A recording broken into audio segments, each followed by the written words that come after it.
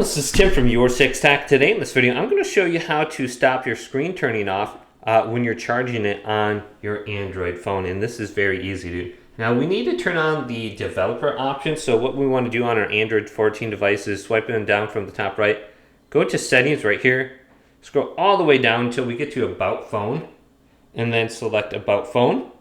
Then go to build number and just tap this like 5 times. And it will say developer mode is unlocked. Let's go back, then go to system and updates, and then select it. And then there should be an option for developer options right here.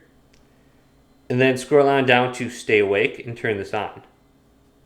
Keep screen on when charging and just make sure that's on, and then your phone will never go to sleep and you don't have to worry about that at all.